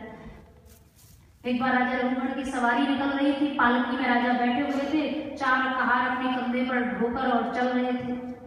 एक कहार जो था वो अस्वस्थ हो गया तो जड़ भरत जी को लोगों ने पकड़ लिया, चलो पालकी ढो। अपना पालकी ढोने लगे। क्यों? भक्तों की ये स्थिति है। कबहू क चढ़ो तरंग महागज, कबहू क भार बहोरे, कबहू कहो ए रहनी रहोरे। कबहू क चढ़ो तरंग, कभी घोड़े पर बैठे हैं, कभी हाथी की सवारी कर रहे हैं और कभी स्वयं बोझा लग रहे हैं। कबहू का भोजन लहो दया नहीं, कबहू का भूख समरे। कभी भोजन मिल गया बढ़िया है, कभी नहीं मिला तो अपना भूख में भी अपना आनंद पूर्वक भगवान का भजन कर रहे हैं। ऐसी स्थिति थी जड़ भरत जी। जब पालकी ढोने लगे तो मार्ग में चींटियां जा रही थी, तो कोई चींटी दब के मर ना जाए, पैर से जीव हत्या ना हो जाए, इसलिए बार बार जब चींटियां आती तो वो थोड़ा उछल जाते उन्हें पार करने के। जब उछलते तो पालकी टेढ़ी होती, राजा का भी संतुलन बिगड़ जाता। 1 बार 2 बार 3 बार राजा को क्रोध हुआ और बहुत से दुर्वचन कहे, तू जानता नहीं मैं राजा हूँ और इस तरह का मेरा अपमान तो कर रहा है, बार बार मना करने पर कभी तेरा उपचार करूंगा। बहुत डांटा फटकारा, लेकिन कई बार डांटने के बाद भी राजा ने देखा कि जड़ भरत जी के मन में उनके मुख पर कोई क्षोभ की रेखा भी नहीं आई। तो राजा समझ गए कि ये कोई साधारण व्यक्ति नहीं है। पालकी से उतरे, चरणों में गिर पड़े, भगवान आप कौन है? स्वरूप को छिपाए आप घूम रहे हैं, मुझे किसी से भय नहीं है, मुझे केवल भक्तापराध से है।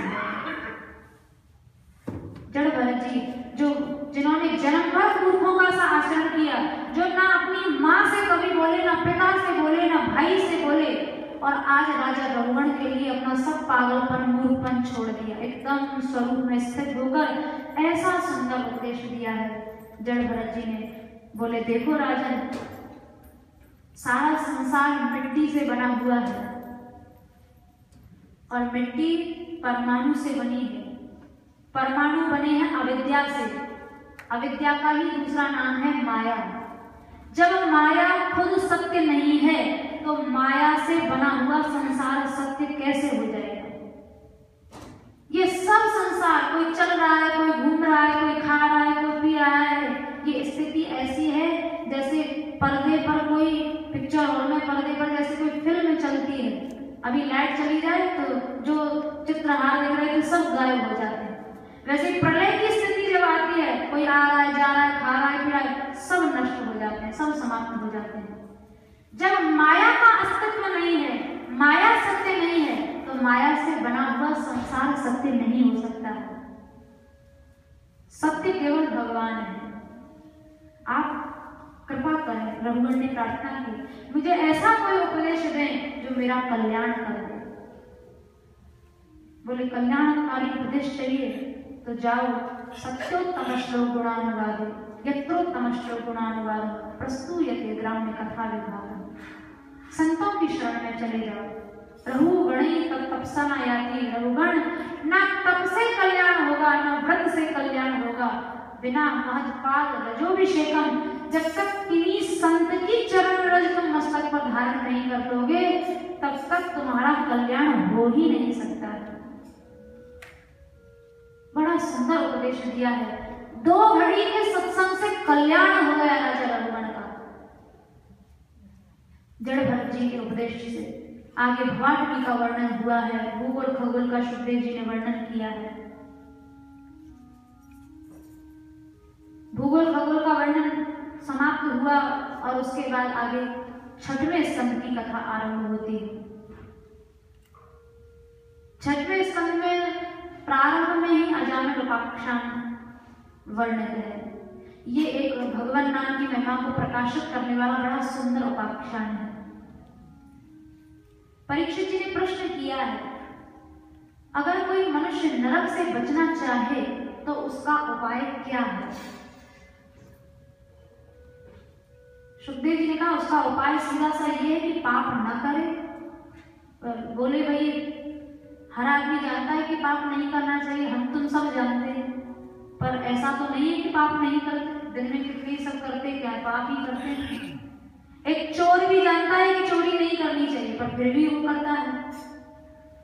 आखिर ऐसी कौन सी शक्ति है जो मनुष्य से जबरदस्ती पाप कराती है? तो बोले वो शक्ति है कामना। ये काम ही पाप कराता है। तो मान लो कोई पाप हो भी जाए तो उससे कैसे बचे? बोले उसके 9 साधन है। तप करो, सत्य का पालन, शौच, पवित्रता का आचरण, यम नियम, त्याग, ये सब 9 साधन है। तो बोले भाई 9 साधन तो किसी के बस की है नहीं। हम लोग 2 घंटे एक आसन पर नहीं बैठ सकते और लाखों लाखों वर्ष के तपों को क्या करेंगे? बोले जीव की बस की बात नहीं है। तो बोले ठीक है 9 साधन कोई न करे तो केचित केवल या भक्त्या, ठाकुर जी की भक्ति करे। तो बोले भक्ति भी तो सहज नहीं है। तो बोले फिर एक उपाय है, तत्पुरुष निसेवया, उनके भक्तों की सेवा करें। कबीरदास जी ने कहा कबीरा यह तन जात है, सके तो ठौर लगाए, कै सेवा कर साधु की, कै हरि के गुण गाए। भक्तों की सेवा, बोले अगर ये भी ना हो तो फिर कोई उपाय नहीं है। और इस विषय में अजामिल उपाख्यान सुनाया सुखदेव जी ने। बोले कान्यकुब्ज नगर में एक दासीपति अजामिल रहते थे, जो कि जाति से, कुल से बड़े श्रेष्ठ थे, ब्राह्मण कुल के थे, बड़े वेदज्ञ थे, वेद पढ़ते थे, यज्ञ आदि किया करते थे। लेकिन एक दिन एक छोटी सी गलती से जीवन में एकदम परिवर्तन आ गया। वो गलती क्या थी? बोले एक बार जंगल में गए यज्ञ के लिए लकड़ी लेने, तो वहां एक शराबी शूद्र को वेश्या के साथ संभोग करते हुए देख लिया। देखो जब बालक पैदा होता है तो बड़ा निर्मल होता है, नग्न पड़ा रहेगा, माँ को भी बालक के सामने कोई संकोच नहीं होता है। लेकिन धीरे धीरे ये संसार हम लोगों के भीतर घुसता है। और कहां से घुसता है? 2 इंद्रियों से, एक तो आंख और दूसरी कान। गोसाई जी ने कहा इंद्रिय द्वार झरोखा नाना, ये इंद्रियां दरवाजे हैं। इन दरवाजों को जरा भी खुला छोड़ा तो संसार को घुसने में समय नहीं लगेगा। जब हम कुछ गलत देखते हैं या गलत सुनते हैं तो उसका बड़ा भारी संस्कार हमारे चित्त में पड़ता है। एक वेदज्ञ ब्राह्मण, एक सदाचारी ब्राह्मण और एक छोटी सी गलती के कारण और जीवन ऐसा बदला, वेश्यागामी हो गए, माता पिता को छोड़ दिया, सती स्त्री को छोड़ दिया, शराब पी रहे हैं, मदिरा पान कर रहे हैं, लूटपाट कर रहे हैं, कत्ल कर रहे हैं, मार रहे हैं, चोरी कर रहे हैं। 88 साल हो गए पाप करते करते। भगवत इच्छा, संतों की कृपा हुई, वेश्या के घर में कुछ संत पधारे, सच्चे संत। द्वार खटखटाया, संत दरस से पातक कर रहे हैं। संतों के दर्शन से ही पाप नष्ट हो जाते हैं। दर्शन से चित्त शुद्ध हुआ, मन में इच्छा हुई वेश्या के, आज इन संतों को मैं भोजन कराऊं। उनसे निवेदन किया आप हमारे घर में प्रसाद पाएं। बोले ठीक है पाएंगे, हमें कोई आपत्ति नहीं है। ठाकुर जी का नाम लेते हुए रसोई बनाओ। रसोई बनाई गई, प्रसाद पाया संतों ने।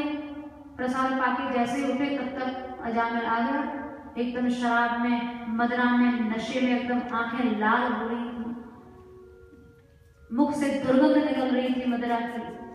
मरा हुआ हिरण कंधे पर पड़ा है, लूटपाट का सामान हाथ में लिए हुए है, लड़खड़ाता हुआ जैसे घर में प्रवेश किया, वेश्या ने समझ लिया अजामिल आ गया है, मदिरा के नशे में है, हो सकता है संतों के साथ मारपीट कर दे। वेश्या ने कहा देखो, वेश्यागामी था, वेश्या की बात बहुत मानता था। आज हमारे घर में संत पधारे, मैंने ही इनको बुलाया है, इनसे कोई मारपीट, किसी तरह की लूटपाट मत करना। अब वो तो नशे में था। बोला अच्छा संत आए हैं, कैसे संत हैं, कुछ मालटाल है कि नहीं उनके पास? बोले देखो लूटपाट की मत सोचना, उनके शरणागत हो जाओ, कल्याण चाहते हो। बोले कैसे शरणागत हों? चरणों में गिरकर कहना, आज मेरे बड़े भाग्य हैं जो आपका पदार्पण हुआ, आप पधारे। आप जो कहेंगे मैं करूंगा, आप मुझे अभय दान दें, मेरी रक्षा करें। तो विष्णु ने पूछा, अच्छा बताओ क्या कहोगे? नशे में तो था ही, बोला मैं कहूंगा आज तुम्हारे बड़े भाग्य हैं जो मेरे दर्शन हुए हैं। बहुत सामान लाए हो, मैं जैसे जैसे कहूँ सब सामान रखते जाओ, मैं जो कहूंगा वो करते जाना। बोले ऐसे ऐसे कहूंगा। बोले अरे समझ गई, मदरा के नशे में कुछ उल्टा सीधा बक देगा। बोले ठीक है, तुम कुछ मत कहना, मैं जैसे करूं वैसे करते जाना। अजामिल बोला ठीक है। अब वो वेश्या कई संतों के चरणों में गिरी, रुदन किया, क्षमा याचना की, अभय दान की याचना की। हे भगवान, हमारा संपूर्ण जीवन नष्ट हुआ, आप हमें अभय दान दें, हमें शरणागत करें। तो जैसे जैसे वेश्या ने कहा वैसे वैसे वो भी करता गया। संतों ने सोचा कि अगर अजामिल को ये कह दे कि भाई तुम 1 घंटा बैठकर राम राम जपो या 2 घंटा बैठकर, तो हो सकता है हमसे मारपीट कर दे। तो रोगी के अनुसार ही उसे दवाई बतानी चाहिए। अजामिल को कहा, अच्छा देखो तुम्हारे 10 पुत्र हैं, 9 पुत्रों का तो जन्म हो चुका था, 10वां पुत्र भी गर्भ में था। तुमने 9 पुत्रों का नाम अपनी इच्छा से रखा, 1 पुत्र का नाम हमारी इच्छा से रखो। बोले क्या? बोले नारायण नाम, बस इतनी सी बात। बोले ठीक है। अब नारायण नाम रख दिया तो बेटे के बहाने बालक का जन्म हुआ, तो बालक के बहाने नारायण नाम का उच्चारण मुख से होने लगा। जान में अजान में नाम जो है उसका काम है पाप क्षय करना, पाप को नष्ट करना। धीरे धीरे पापों का शमन होने लगा, और जब पाप नष्ट हुए धीरे धीरे मृत्यु का समय आया। छोटे बालक में आसक्ति ज्यादा थी। मरते समय यमदूत आए लेने तो उनके विकराल रूप को देखकर डर गया और अपने बालक को बुलाया, नारायण नारायण। जैसे ही नाम लिया तो वहां भगवान विष्णु के दूत पहुंचे। अब दोनों में झगड़ा हो गया। यमदूत कहे हम ले जाएंगे, विष्णु दूत बोले हम नहीं ले जाने देंगे। विष्णु दूतों ने कहा, जिसने एक बार में ठाकुर जी का नाम ले लिया और वो भी मृत्यु के समय, कोटि कोटि मुनि जतन कराही, अंत राम कही आवत नाही। अंतिम समय में नाम ठाकुर जी का मुख से निकले, ये तो करोड़ों जन्मों की साधना से भी नहीं हो सकता है। और इसने नाम लिया, इसके सब पापों का प्रायश्चित होगा। वस्तुतः शुद्धि नाम से ही होती है। एक बार कबीरदास जी महाराज ठाकुर जी का नाम ले रहे थे और नाम लेते लेते चना खा रहे थे। तो कोई कर्मकांडी ब्राह्मण आया, बोले अरे बड़े भजनानंदी बनते हो, झूठे मुंह से ठाकुर जी का नाम ले रहे हो, अरे मुंह धो के भगवान का नाम लो। तो कबीरदास जी ने क्या किया, पानी लिया, कुल्ला किया, 2 बार कुल्ला, 3री बार, 4थी बार मुंह में पानी भर के उस ब्राह्मण के मुंह पे थूक दिया। अब तो ब्राह्मण और क्रोधित हुआ, ये क्या करते हो, झूठा पानी मेरे ऊपर डाल दिया। बोले ये झूठा काम तो मैंने 3 बार मुंह साफ कर लिया, झूठा कहाँ पानी, अब तो मुंह शुद्ध हो गया। ब्राह्मण बोला अरे मुंह कभी शुद्ध होता है? तो बोले जब शुद्ध होता ही नहीं है तो तुम हमसे क्यों कह रहे हो? मुंह की शुद्धि तो सच में भगवान के नाम से ही होती है। उसे किसी भी अवस्था में लिया जाए, उसे कैसे भी लिया जाए, केवल भगवान नाम से मुख की शुद्धि होती है। शरीर की शुद्धि भगवान नाम से होती है, भगवान की भक्ति से होती है। अजामिल को म्रियमाणो हरे नाम, मरते मरते नारायण नाम लेने से और इस तरह से भगवत धाम की प्राप्ति हुई, ठाकुर जी के धाम की प्राप्ति हुई। फिर जो लोग श्रद्धा पूर्वक ठाकुर जी का नाम लेते हैं उन्हें भगवान मिल जाए, इसमें संदेह नहीं करना चाहिए। गोसाई जी महाराज ने तो कहा, ब्रह्म राम से नाम बड़, भगवान से बड़ा है उनका नाम। ठाकुर जी का नाम ठाकुर जी से भी श्रेष्ठ है। भगवान सामने उपस्थित नहीं है लेकिन नाम तो उपस्थित है। नाम तो सब ले सकते हैं, नाम में सबका अधिकार है। इसलिए जो गोसाई जी ने कहा वही भक्तों ने कहा, भगवान नाम भगवान से भी बड़ा है। सदैव गुनगुनाते रहो, सदैव ये नाम लेते रहो। राम से बड़ा राम का नाम, राम से बड़ा राम का नाम, राम से बड़ा राम का नाम, राम से बड़ा राम का नाम। अंत में निकला ये परिणाम, अंत में निकला ये परिणाम, राम से बड़ा राम का नाम,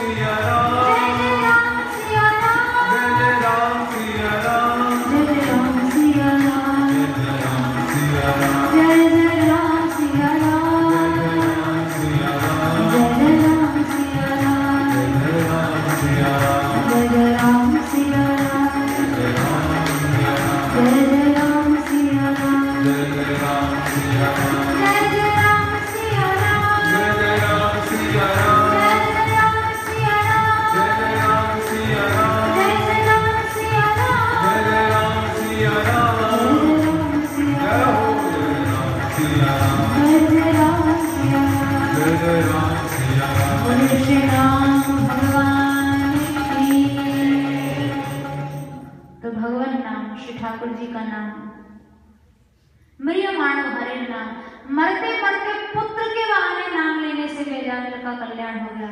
फिर किन पुनः श्रद्धया गणन, जो श्रद्धा पूर्वक नाम लेते हैं उनका कल्याण हो, ये कोई संदेह की चर्चा नहीं है, संदेह का विषय नहीं है। निस्संदेह उन्हें भगवत प्राप्ति, भगवत धाम की प्राप्ति होती है। तो अजामिल प्राख्यान से नाम महिमा को प्रकाशित किया। संपूर्ण भागवत का सार ठाकुर जी का नाम संकीर्तन है। इसलिए नाम को हम लोग दृढ़ता से जीवन में पकड़ लें। भगवान नाम चलते फिरते उठते बैठते नाम मुख से निकलता रहे, जीव को नाम का अभ्यास हो जाए, ऐसी ठाकुर जी कृपा करें। इन सब उपाख्यानों को सुनने का लाभ यही है, ये सब बातें हमारे जीवन में जीवंत तो हों, हमारे जीवन में ये क्रिया के रूप में आए, तब तो सुनने का लाभ है। और नहीं तो सुना ऊपर से निकाल दिया तो सुनने का कोई लाभ नहीं मिलता। तो इसी के साथ आज की चर्चा को हम लोग यही विश्राम देंगे और कल के कथा प्रसंग में हम लोग ठाकुर जी का जन्मोत्सव मनाएंगे। यद्यपि कथा प्रसंग जो है वो अभी काफी पीछे है, लेकिन फिर भी जैसे ठाकुर जी की इच्छा हम लोग सभी विषयों का और संक्षेप में श्रवण करते हुए कल ठाकुर जी का जन्मोत्सव धूमधाम से मनाएंगे। आप लोग समय से पधारें और कथा का लाभ लें। अभी 5 मिनट एक रसिया होगा और फिर आरती होगी।